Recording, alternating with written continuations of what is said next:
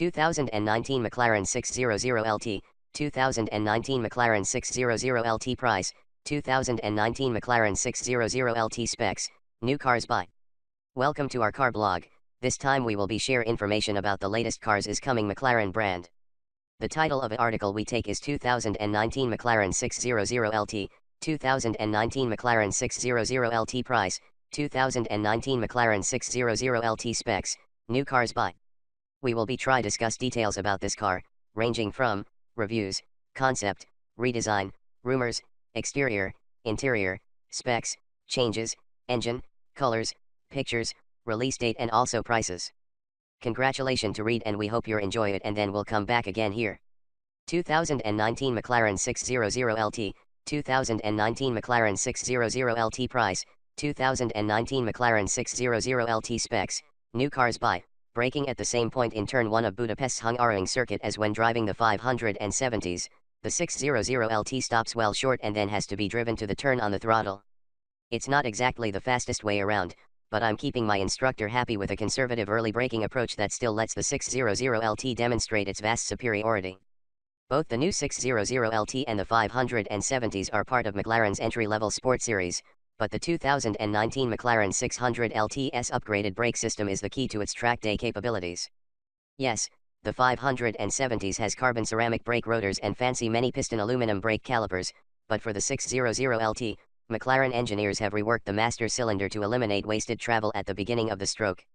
And the 570s depends on engine vacuum, which varies depending on engine load and speed, to power its brake booster.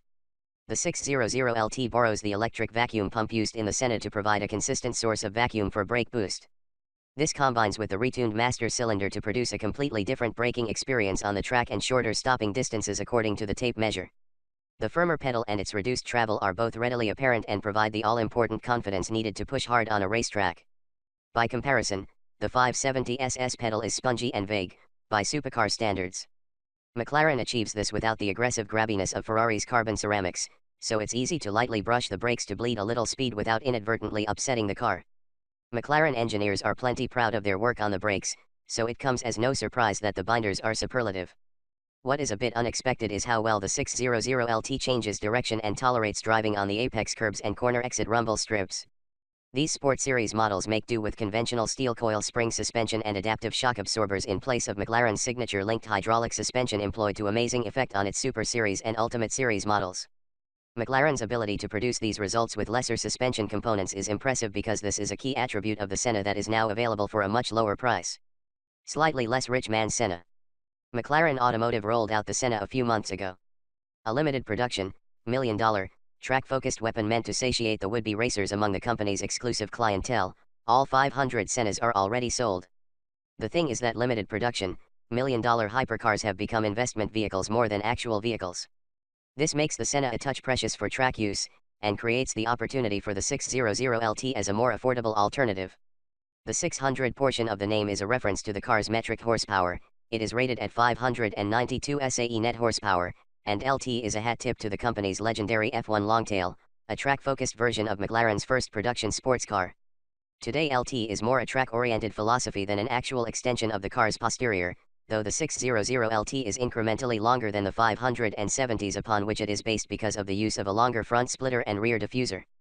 The car's $240,000 base price is attractive, especially in comparison to the Senna's 7-figure price.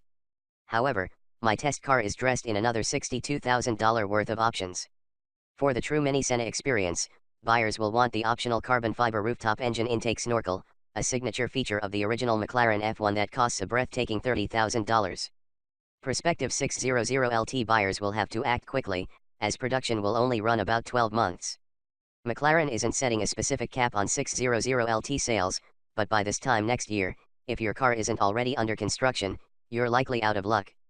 However, there could be a good reason to procrastinate as McLaren says it has a convertible version of the 600LT waiting to debut in 2019.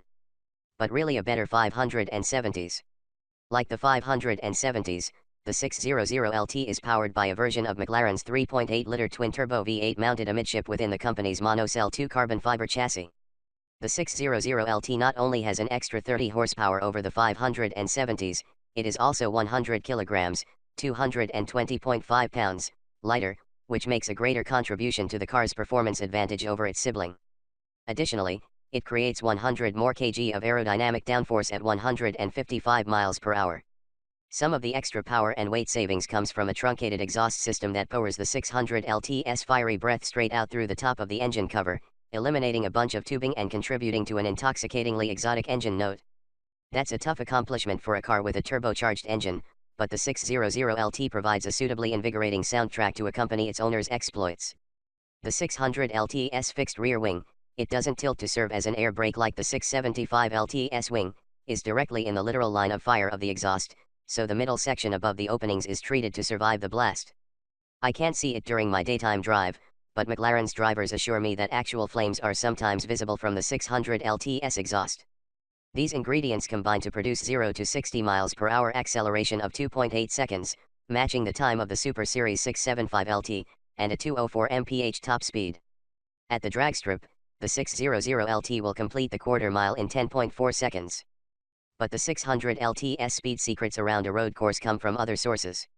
In addition to those precise brakes, the 600LT has revised suspension geometry, stiffer springs, and killer Pirelli P0 Trofeo R tires that combine to produce faster cornering speeds than the mighty 2016 675LT. As with all McLarens, shifting 7-speed dual-clutch transmission is done automatically or using the steering wheel-mounted paddles. The computer chooses gears faultlessly, whether driving gently or when pressing to improve a lap time, but the paddle does give the driver the feeling they are contributing more to the effort. The 600LT's steering is modestly tweaked, with a ratio the company says is about 5% quicker than in the 570s, so the car turns in crisply without becoming abrupt and risking destabilizing itself. In total, the 600LT is an ideal plaything for prolonged track driving, which is exactly the reason many McLaren drivers buy their cars. Indeed, its ability to tear around a track in 10-lap stints with virtually no performance decline makes the 600LT a game-changer for the company's Pure McLaren Driving Experience program, reports Danny Buxton, who leads the team of drivers that coach customers through the Pure McLaren events. We are going to see the biggest percentage of 600LTs on the track of any McLaren model, Buxton predicts. That sounds like as strong an endorsement of a super sports car as I can imagine. Thanks.